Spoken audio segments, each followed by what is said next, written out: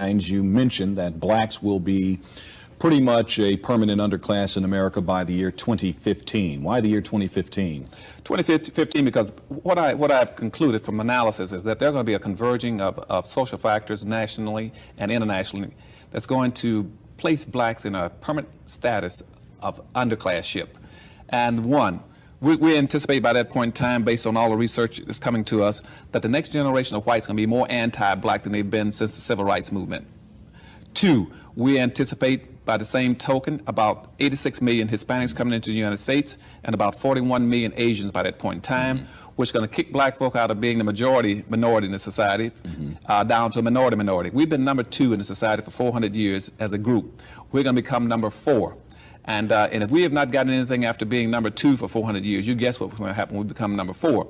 Because at that point in time, all the new groups coming into America, they're coming in higher than we are because this country operates off of a preferential acceptance program, which means that groups are coming in based on skin color. They're going from the lightest down to the darkest. Light, yellow, brown, black. And that's what our immigration laws are based on. And black folk would not be able to penetrate through those groups to get to the white society when that happens, because those groups owe us nothing. They don't understand our problems, and they are competitive with us, and we don't begin to be a little more aggressive about being in a competitive posture. They're going to eat our lunch. We don't have an unemployment problem in America. We have a joblessness program. Because everybody gets into a public office, what he wants to do is give black folks a job. A job ain't worth a damn. A job is not designed to change the wealth. You can't change wealth with having a job unless you're good as hell at stealing. You got to steal to be able to change. If you're going to change wealth with a job, you got to be real so what you have to good do, what you have to do is that you got to spend some money into building businesses for black folk. Black folk don't need jobs. They need businesses. They need businesses to build their own products and services and goods and opportunities for their own people. That's called a capital drain. When I was assistant secretary in commerce, I took trade missions around the world. Nobody would allow that to happen in their country. We would not let the Japanese come over here and do dump their automobiles in Norfolk and in Jacksonville, Florida. That's called dumping, which means you come over and take the wealth out of our nation and doesn't take anything back to Japan. When they come over and dump their steel from Korea, we had a balance of trade policy, so you can't do this. Everybody has a balance of trade policy except black folk. We'll let anybody come in and do anything for us because we haven't changed since slavery. We still don't understand the process. Just 3 months into the 21st century, 2 of the nation's most respected resources of economic information lay out the case for Black America to build its own alternative economy and begin practicing group economics. On March 14th, 2000, the Wall Street Journal ran a 2-page story on wealth building in America, from the Civil War to the present time. The article detailed the history of boom and bust cycles in the U.S. economy and concluded that the nation is in the midst of the longest period of economic prosperity and expansion in its history. The current economic boom began in the early 1990s, but the journal article revealed that whether this nation was in a boom or bust period, Black Americans, unlike any other population group, remained in an economic depression. A week after the Wall Street Journal story, another unexpected source pointed out the economic inequality in our society. In a speech to the annual conference of the National Community Reinvestment Coalition in Washington, D.C., Alan Greenspan, chairman of the board of the Federal Reserve, discussed the economic challenge of eradicating the income and wealth disparities in the society. Greenspan went beyond reporting on the national economy and sounded an alarm to the nation that holds particular concern for Black Americans. He said that despite white America's economic good times, wealth disparities between groups are widening. He said, "I have no illusions that the task of breaking down barriers that produce disparities in income and wealth will be simple." But he warned that this task remains an important goal because societies cannot thrive if significant segments perceive their functioning as unjust. Welcome back to On the Shoulders of Giants. Happy Monday. I am Joseph Ward, and we are continuing our reading and review of Dr. Claude Anderson's book, Powernomics, a national plan for a national plan to empower Black America. Let me get my words right. Powernomics, a national plan to empower Black America. So starting on chapter 5 on page 119. So because of time, I had to do a lot of work in this weekend. So because of time, I didn't have enough time to do as much reading as I wanted to. But so this video is going to cover from page 119 to 135. So the next video will be the conclusion of chapter 5, but this will deal with the first half of chapter 5 today. And then next week's video, we're going to deal with the second half of chapter 5. But chapter 5 is practicing group economics. And so he's starting off getting at the widening of the economic gap that's happening between Black people and white people, and how Black America is not necessarily building wealth. And he was talking about this in the early 2000s. And we're still in the same situation, no matter what you are told or what you see on social media. Economically, Black America has not made any gains. Economically, Black America, matter of fact, is losing wealth, right? So this chapter is practicing on the need of group economics, and it's going to give reasons why it's so important for Black people in particular to practice group economics. But what happens when we don't practice group economics, the fallout or the repercussions of not practicing group economics and allowing other groups to come into our community and build up their economics and practice group economics within themselves, within our communities, while we're not practicing group economics. And we see them doing it and enriching themselves, but we still don't do it for ourselves. But we know that is still a part of the conditioning that has happened to us over the years, as being a labor class and consumers. Because remember, we went from being a labor class of people in America to being consumers in America. And like he said in the clip, Black America will be fourth class citizens. We will be fourth class. We're third class now. The Hispanics have eclipsed us in the population, and the Asians are coming for us because our numbers are stagnant.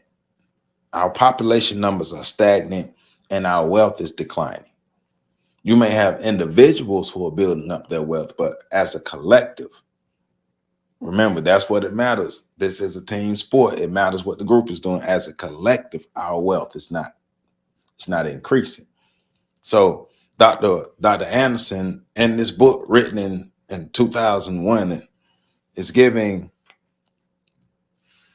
us tips, giving us things that we can do to help ourselves economically. But we have to get on the same page. We still have to get on code to be able to work as a collective. All right, so let's dive right back into it. So chapter 5, page 120, where does wealth come from? So this is the second paragraph under where does wealth come from? But we must remember that all roads do not lead to wealth. There are two basic methods to achieving wealth. First, it can be created or acquired through redistribution. It is very difficult to earn wealth or to acquire it by working a job. A job is designed to maintain a worker from payday to payday and keep the workers 1 week away from the welfare or unemployment lines. But what is wealth? In earlier chapters, we learned that wealth is the fruit of any labor that is stored and used to satisfy human desires and needs. Wealth can be acquired through inheritance, reparations, or profit from someone else's labor. The less a worker is paid for labor, the more wealth the owner of the businesses or land gets. So the majority of the way that Black Americans earn a living is through a job. So the majority of us are not in positions to build actual wealth. Or are we? But it depends on how we look at it and how we use what we have. And that's where ethno-aggregation comes in, to be able to aggregate what we have, but we have to have that mindset of working together. If we pool our resources together, we might be able to do something. We might be able to shape something, right?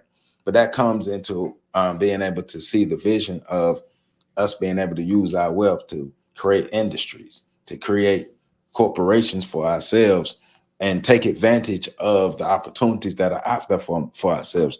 These are things that he hits on in this chapter, is being able to think outside of the box and have an objective look at what's going on around us and seeing how we can take advantage of anything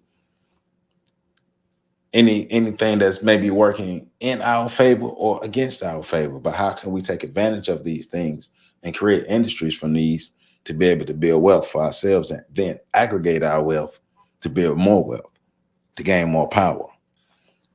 Okay, so the secret to creating wealth is to own and control resources, whether they are natural, which are land, water, precious minerals, and metals, processed, machinery, factories, consumer items, public improvements, or human capital, which is skilled, literate labor force. There's no wealth potential in public housing, food stamps, petty crime, drug use, or teenage pregnancy. There's no wealth potential in the job. It is the owner and producer of the job who have the wealth potential.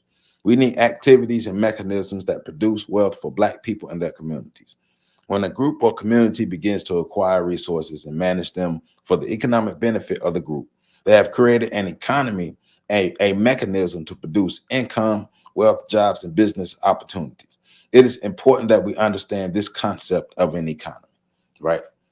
So, thinking about building for us. What do we have? What can we do? What are we already doing? Or what can be created for ourselves that can build for us and only us without thinking about other people like we always tend to do? And that is one of the barriers to us building wealth, is we always bringing somebody else in from the outside. Or we're always trying to rely on somebody else from the outside. That is not what self-sufficiency and independence truly is. We have to build ourselves up by ourselves, for ourselves. All other groups should be seen as competitors until they can be proven as collaborators. But we ourselves have to prove to ourselves and others that we can be worthy collaborators, because as of right now, we have nothing to give. We have nothing to give. We can only consume. Well, the only thing we have to give is our labor. But us giving our labor to other groups of people don't help us build us up. So thinking about us, what can we do for us to build for us, to make us stronger? So John Kenneth Galbraith, in his book, Almost Everyone's Guide to Economics, stressed the importance of an economy to any population group. Galbraith points out that those people who do not understand or pretend they do not know how an economy is built and operated automatically surrenders all wealth building power to those who do understand. Groups with their own economies make wealth producing decisions in their own best interest. The world is a competitive place, and there are few, if any, incentives for other groups to intentionally make decisions in the best interest of Black Americans. And that even goes to the reparations argument. Even though we all believe and we all feel like we deserve reparations, I don't see white America giving up reparations, because it is not in their best interest to give up reparations. So in my mind, because I don't believe that they will ever give us reparations, I believe we need to build for ourselves. Our reparations for us need to come from us. Even though it's not the ones we deserve, it's the ones we're going to have to get until we can get the power to make them give us what we need to make them, pay for what they did to us. We have to have power, respect, resources, wealth, military might, all those different things to be able to do that. There has to be a reason for them to do that. But we all know it's still going to come with strings. But we can see that us talking about reparations and marching and making speeches and doing everything that we're doing around reparations isn't really working. They don't really want to give it to us. So to get what we need to get, we're going to have to build it, manufacture it, produce it, or take it. But at first, we got to build a base for ourselves to do anything to be respected on any level. Shoot, by ourselves or any other group of people. We must produce for ourselves. We must create industries and corporations for ourselves. This is beyond businesses. creating industries and corporations for ourselves. Upon what philosophical base should Black Americans build an economy within their own community? Blacks should use the same philosophical base that the majority of society and its ethnic subgroups use, a culture of competition that operates in its own best interest. Those in America's melting pot build their respective economies around their needs, their cultures, their togetherness, and their nationalistic goals. Now, Black Americans must build a viable community to accomplish Black America's goal of producing wealth as a means to be competitive and self-sufficient. If we don't do it for ourselves, other people are going to continue to siphon our resources out of our community. And we will be on a faster track to becoming fourth-class people in America. And that's not by to say that we are nobodies, but that is saying by population and by numbers, wealth, power, resources, land, all of that. We're falling far behind. This is a competition, and we're not playing the game. That's what it is. This is a competition, but we're not playing the game. Why aren't we playing the game? What's wrong with us? Why do we feel like we don't need to play the game? Why do we feel like our part in the game is to be pawns on the chessboard? No. The chessboard should be our domain, our realm, and we own and control everything that happens on the chessboard. The house always wins. Remember that. We have to be in control. We have to build for ourselves, to have our own, develop our own, produce our own, consume our own, recycle our own. The wealth should stay in our community, aggregated vertically, and then expand out, and then take other people's money. Come on. We got to learn to play the game better. He giving us some rules, man. We got to read the rules and understand them and apply them. Don't just be the person who read the book. What we're going to get out of it. So he goes on to say, this is page 122. Brian Westbury, in his book, The New Era of Wealth, tells about an imaginary island where 10 villagers earned their living by fishing. Each of the villagers caught 2 fish a day. The daily gross domestic product of the island was 20 fish, just enough to supply sufficient food for their needs, for their meals. Clearly, the villagers could not progress because they only produced enough to survive. In this respect, they were similar to most Black Americans who have worked jobs or lived off of subsidies and various forms of assistance.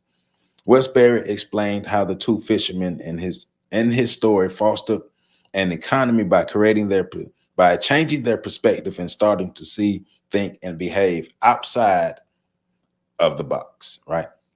They risked starvation by taking time out from fishing to build a boat and making fishing nets.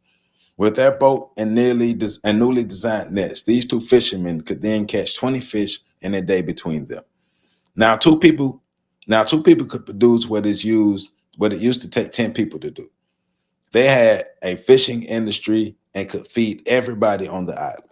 The other 8 villages then had a choice. They could continue to catch 2 fish a day and live on and enjoy life, or they could diversify.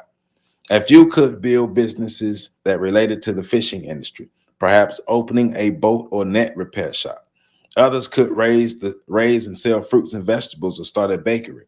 Still others could begin to make sandals and clothing to sell or trade with the 2 villagers who built and owned the boats and nets. This is how an economy is born. This is how an economy is born and industries follow. Members of the community take calculated risk and begin to build businesses and provide goods and services to members of their own group. So this story was an example of how an economy can be created for a group within their own community, an economy within an economy, and that economy within that economy focuses on enriching the people who built the economy and used the economy.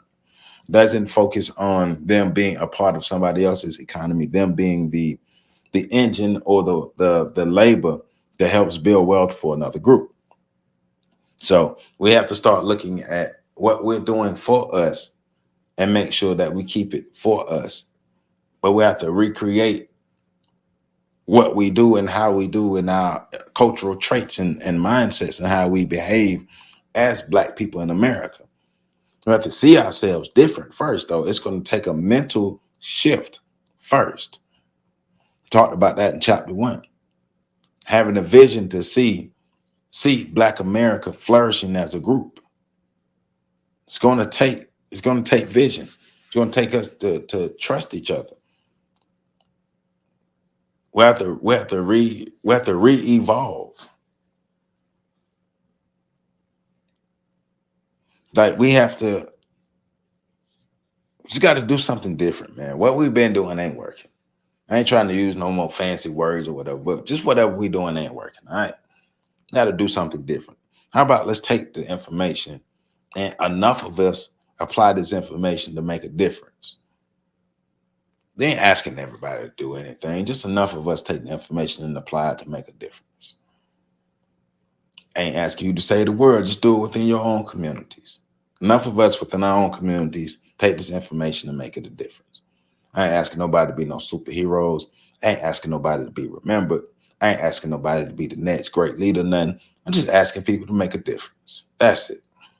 So wealth is the great determiner of opportunity. Without wealth, equal opportunity becomes only a dream. We can sit here and ask for what we want all day, but if we don't have the mechanisms in place to make sure that what we want can actually happen, then we're just talking. I often make a joke that our greatest superpower is us talking. Can we get some new superpowers? Are we tired of being the insignificant Avenger? Can we get some new superpowers? I'm just saying. All that talking we've been doing over the years don't nobody believe us. They like, we don't believe you. You need more people. Nobody taking us seriously. Like you might can frighten the everyday white person, but the real white folk, man, ain't talking about that, man. So he's talking about the mainstream economy and the white majority on page 123. In our competitive and race-based society, why would the majority white society want to throw the doors of economic opportunity wide open to Blacks? They don't want to do it. I can answer that. They don't want to do it. They don't want to throw the doors of economic opportunity to us because we're their competition and we're their labor force, which we're about to be replaced. We're a declining labor force for white people. They have no interest and no need to change anything to benefit us. For what? This is not the nature of competitors who play a game of I have mine and I am going to get yours. They say I have mine and I am going to get yours. The majority of society's economic model extends its economy into Black communities and pursues the Black consumer. To support that economic model, various levels of government and private corporations encourage economic development that is not in the best interest of Black Americans. They routinely offer Black Americans marginal jobs while non-Black businesses exploit their resources, labor, and consumer dollars within the Black communities. They offer minimum public assistance in the form of housing, food, and home heating and healthcare subsidies. So, I mean, I don't know how many different ways I have to say it, or it can be said, or illustrated, or pointed out, or justified, or I don't know. But this is a competition. This is a competition. And other people don't have to give a damn about us. But we keep thinking that they do. But they don't give a damn. Even though we want them to. But they don't give a damn. And they never will. Because they don't have to. But we want them to. But they don't have to. But we want them to. But they don't have to. So we are crazy as hell. Because we keep expecting something different. But the things don't ever change. So we crazy as hell. That's my song. And I'm sticking to it. Catch my mixtape coming soon. We crazy as hell because we keep expecting groups of people who have no interest in helping us to help us, and expecting them to have the same thoughts and ideas and the same energy behind it that we want them to. And it's been years and decades. Nothing has changed for us. If we don't do it for ourselves, it ain't gonna happen. I don't know what else to tell you. I don't know no other way to say it. We don't do it for ourselves, it ain't gonna happen. Any group that does not have an economic structure is heading for trouble. The groups that hold the most control over their financial, human capital, and markets will be the most competitive groups. And right now, we are not competitive at all. We are economically dependent. We are economic midgets. We're economically insufficient. We're economically excluded. And it doesn't feel good. So we have to do better. Economically, we have to do better. Individually, we have to do better with our economics. I got to do better with my money. You got to do better with your money, and we got to work together. Work together. We could choose to work together or not, but we're going to die together. If we don't work together, we're still going to die together. So in my mind, the only choice is to work together. So on 125, he talks about a new orientation. The new orientation for Black America within the framework of a national plan is to practice group economics. Within that ethno-aggregation paradigm is combined with the traditional practice of group economics. It reshapes the concept into ethno-economics. The primary goal of practicing group economics or Powernomics is to draw wealth, income, and other resources into Black communities and make them more economically self-sufficient and competitive. There go that word again, that word competitive. The practice of group economics is not new. To successfully compete, Black entrepreneurs will need some competitive advantages. So we got to think about it in those terms. This is the reality of the world that we live in. This is not the dreamy, fairy tale-y, whatever world that was told to us that was sold to us. This is the real world. The world has always been about domination. It's always been about competition. Those who are weak get stepped on. You can feel how you want to feel. You can pray to whoever you want to pray to. You can think how you want to think. You have whatever ideas you want to. But those who are weak get stepped on. Those who are weak get oppressed. If you don't want to be stepped on and you're tired of being oppressed, but then what the hell are you going to do about it? What are we going to do about it? We're going to keep sitting around and letting it happen? We're going to keep making sure that we enrich others, or we're going to change something to help ourselves?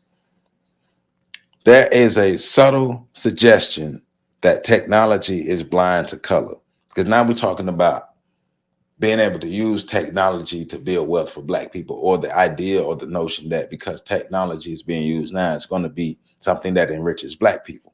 But he's saying on the contrary, like if you don't own and control none of these other things, what make you think you're going to own and control technology? And technology is not our savior. Technology can be a tool that we can use to enrich ourselves, but we have to be able to know how to use it to enrich ourselves. So there is subtle suggestion that technology is blind to color.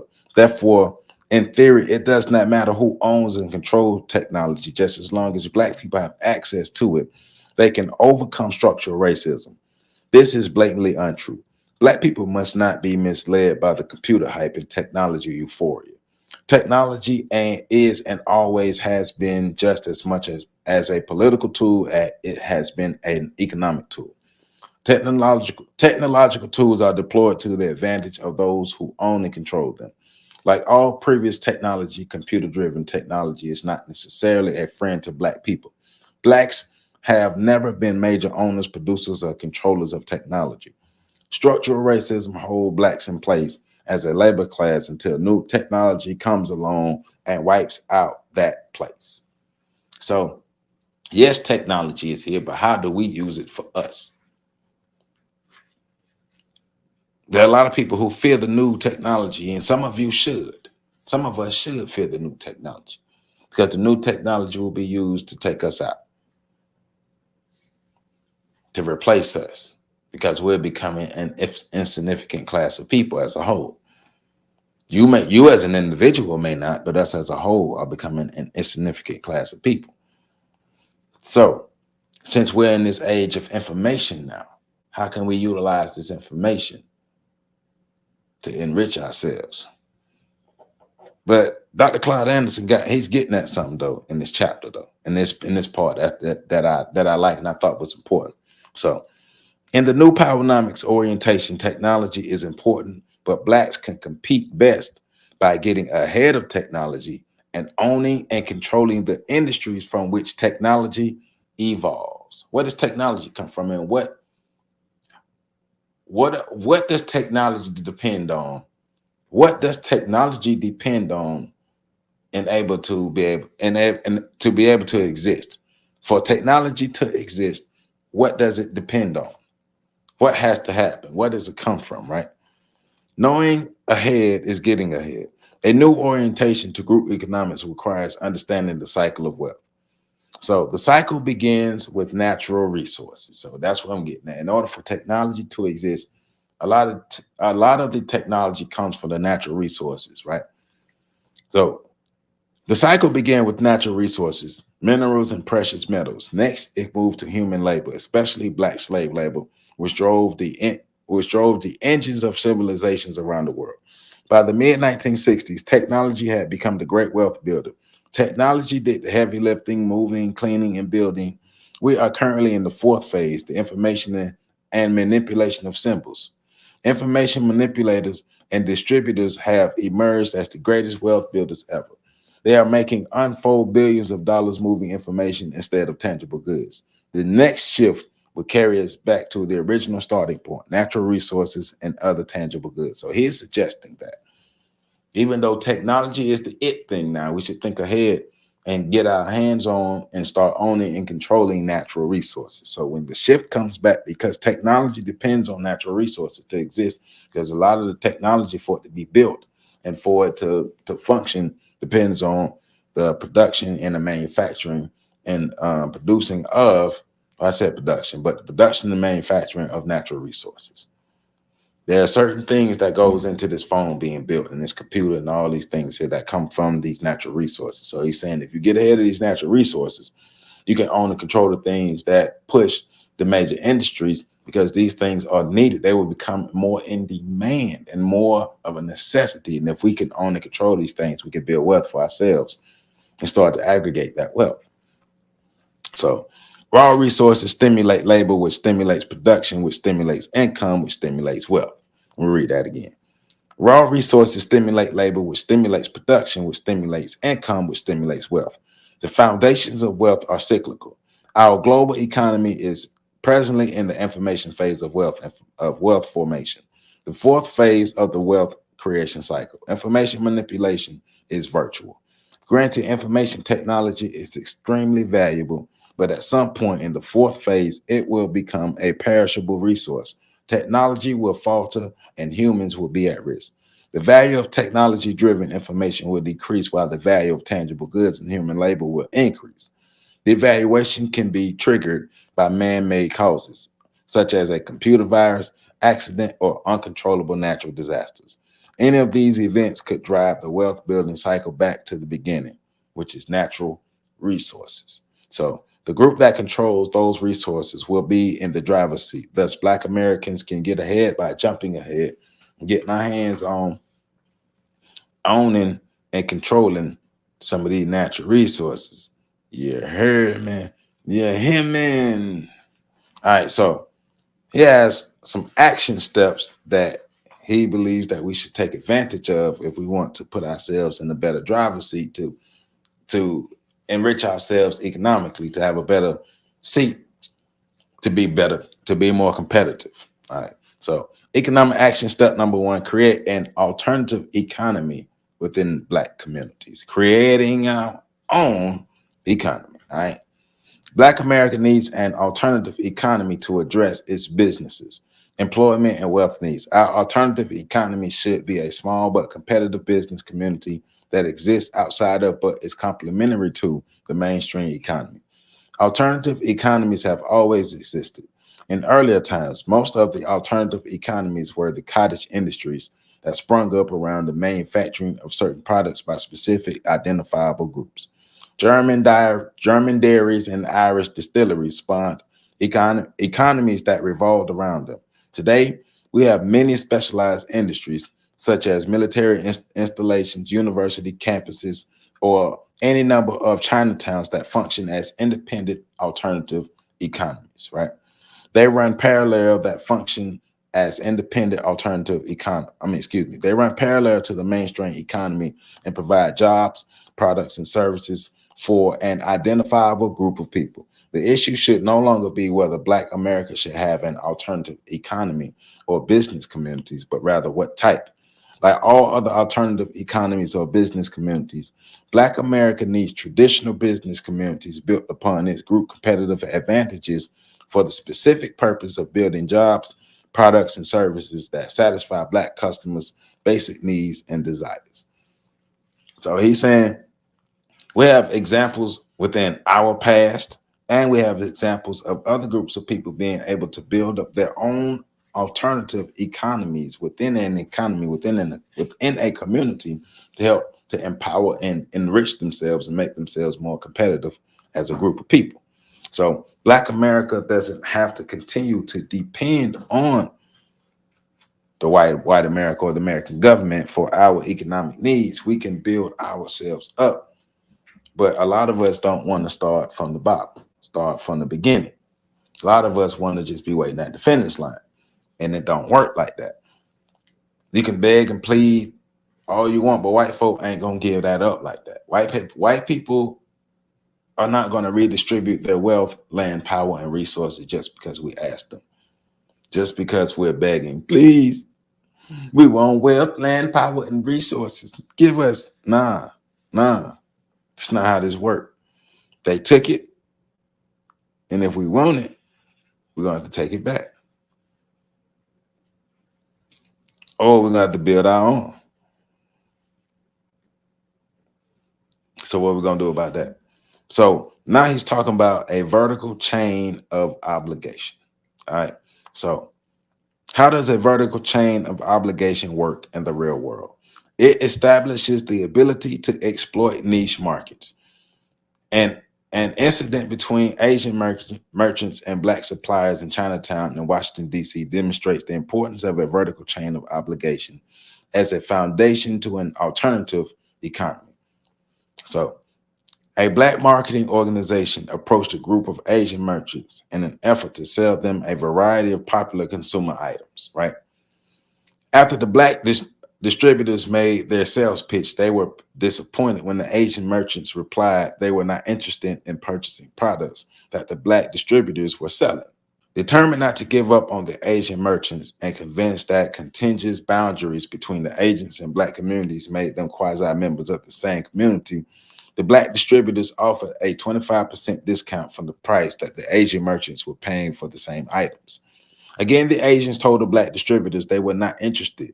In a collective voice of puzzlement, the Black distributors asked how the merchants could afford to turn down a 25% discount.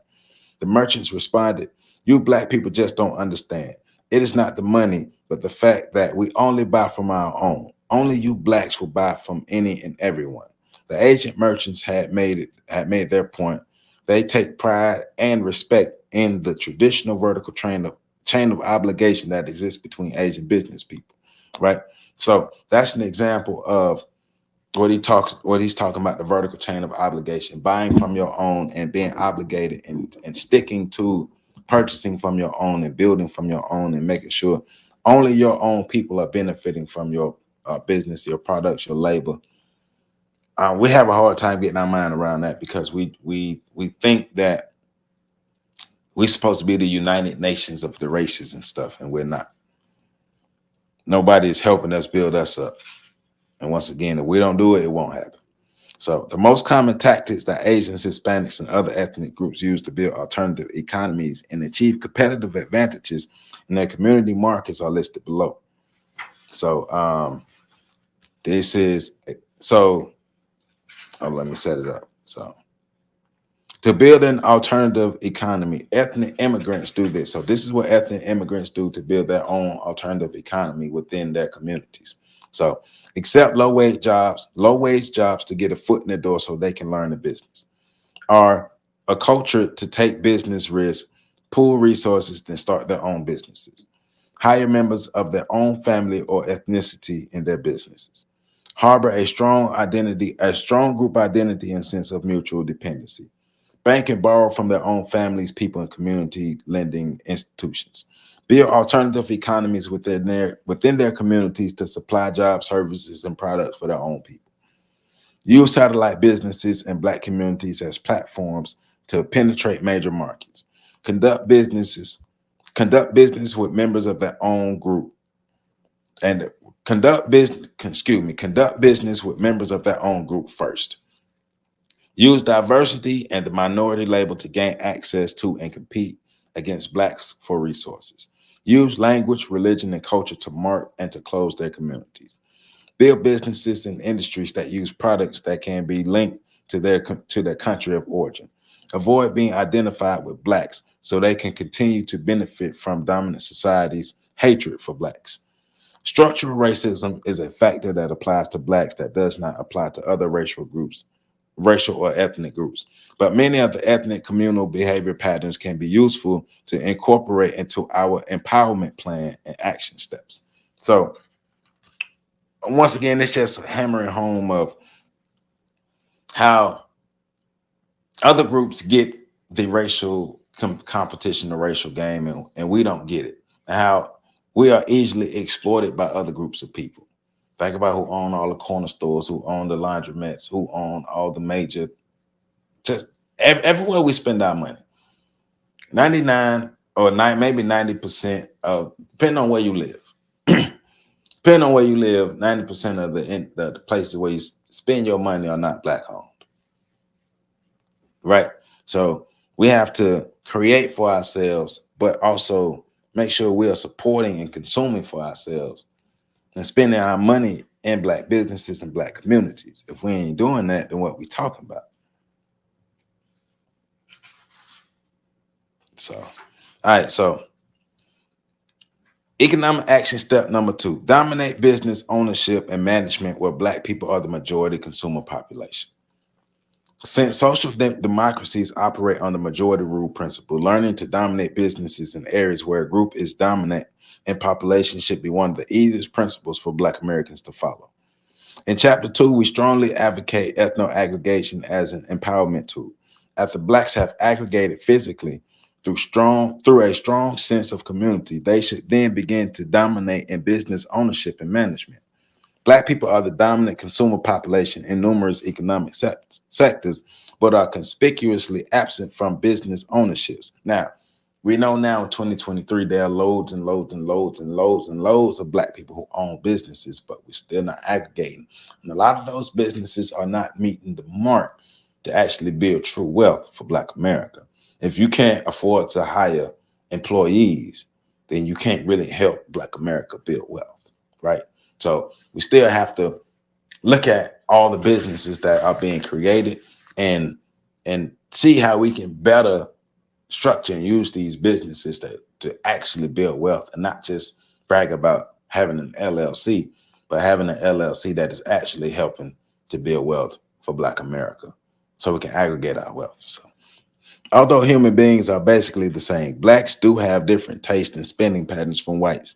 These differences in our consumer patterns represent excellent business opportunities for Black entrepreneurs. So where Blacks are dominant consumers, they have a competitive market advantage. Blacks make purchases that are disproportionate to and exceed white purchases by 2 to 5 times in the following areas. 1, clothes and accessories. 2, watches and jewelry. 3, consumer electronics. 4, hair care products. 5, used cars. 6, theater tickets. Another 6, intra-city mass transit services. 7, cosmetic products. 8, certain foods. 9, leather goods. 10, children's footwear. 11, athletic shoes. 12, certain brands of cigarettes, and 13 Scotch liquor, and certain other alcoholic beverages.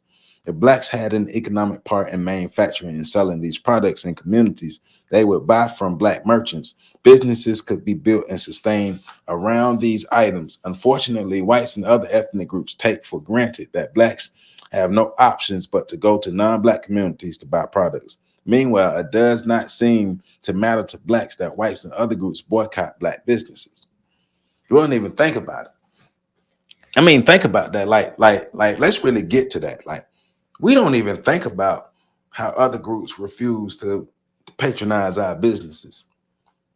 But we'll make us think and make a fuss about us not patronizing their businesses. But we don't even think about, they don't even mess with our businesses like that. For the most part, these other groups, these other races, and these other ethnic groups don't even think about black businesses. But we'll go all out for their businesses. Blacks can begin to build an alternative economy by buying from black businesses the products that they disproportionately consume.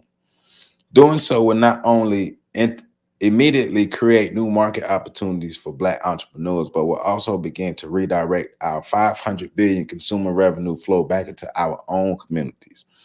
Our neighborhoods are untapped consumer markets in which we can practice group economics. If Black America does not learn to protect its communities, institutions, culture, and businesses, the unending influx of immigrants will completely submerge Black America. In time, even the resources that it does own will be used against Black America. To implement this strategy for an alternative economy, the first steps is to study our neighborhoods and determine if and where black businesses would have a competitive advantage based on black population, political control, consumer spending patterns, cultural identification, and control of resources and markets. We must envision the opportunities that could exist in a vertical order of obligation, then boldly seek to establish industries in those areas. Remember, racism is designed to exclude black people. Racism is designed to exclude black people. We can take advantage of this by making excluded black people in their communities the primary market for businesses. The people who don't think that white ice is colder. Since blacks are dominant in the prison population, black businesses should also dominate in contracts for prison construction, management, supplies, and professional services to prisoners. Black businesses should be allowed to establish prison industries and benefit from cheap prison labor to manufacture products and provide services. Black businesses should provide workforce training to prisoners that they can use once released. Since black people and black communities are the victims of most black crimes, the black communities, they should benefit from the wealth building that flows from the prison system. The practice of blacks dominating where they dominate as consumers and in population should also improve prison conditions and reduce mistreatment of blacks. And that's where I stopped at page 145, the last chapter, last paragraph in 135. So black people coming up with better strategies to better control what's happening in our communities. And he's suggesting if black people are going to be the majority of people in prisons, then black businesses should take advantage of those black people in the prisons and be able to create businesses and industries off of those people in the prisons to not only enrich the people or help the people who are in the prison, so when they come out, they have a competitive advantage, but also enrich the communities that those black people may have hurt or destroyed if they were, with the crimes and things that they may have done. Depending on the crimes and things that they have done, it should be a cycle of, these people go into prison, but the labor from these prisons come back to help the communities. But also when the person comes out, they have been rehabbed and they have a better competitive opportunity to make themselves into something when they've come out of prison. All in all, what we're getting at in this first half of chapter 5 is black people need to think outside the box. Black people need to think different. Black people need to do different, move different, be different, and exist different, right? Are we tired of being consumers? Are we tired of being laborers? When are we going to become producers? When are we going to become the ones who are in control of industries. We're in control of our corporations. We're in control of what's being produced. We're in control of minerals. We're in control of what happens to us economically. Economically, we put ourselves in a better position to win. Economically, we put ourselves in a better position to be competitive. Economically, we're not being stepped on. Economically, we're not being deprived. Economically, we come up with better plans to work together and think outside the box. But the main thing is we have to get our minds right to work together. That's where it starts. When do we begin to work together? When do we put our petty differences to the side? When do we work to overcome the conditioning and actually say, you know what, working together is the best thing for us. And if we don't do it, then we won't. Whether we want to or not, either work together or perish together. Hey, that's all I got for today. Chapter 5, the first half of chapter 5. The first half of chapter 5 from page 119 to page 135. So make sure you read. And if you have already completed chapter 5, salute to you. We will complete chapter 5 in next week's video because of time working and all those things. I couldn't get to it, but I wanted to make sure I actually got the video out. So I had to give you something. So here we are. Make sure you like, subscribe, comment, share this video. I appreciate everybody. I still believe YouTube is shadow banning me. So please let me know in the comments if these notifications are coming up and you're seeing my videos come up in your feeds and stuff, because I believe YouTube is still with the shadow ban and stuff, but I'm still going to push forward. We're still going to do what we do. This information ain't going to stop. So I'm Joseph Ward. I love you all. Make sure y'all catch the next video.